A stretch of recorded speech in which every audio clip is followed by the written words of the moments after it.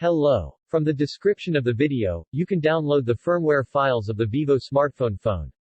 Firmware is the main file of smartphone operating system, also known as flash files or stock ROM. The files we are providing you are official file. You can upgrade or downgrade the software of your phone with the help of these files. And if your phone is dead, so by installing these files on your phone you can repair the dead software of your mobile phone. With the help of this firmware you can get rid of problems like IMEI problem or unknown baseband of your smartphone.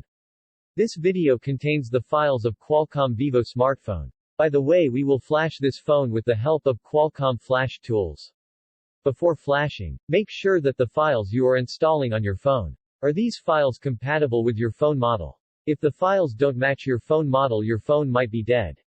All your data will be deleted after flashing. We will not take responsibility for any kind of fault during flashing.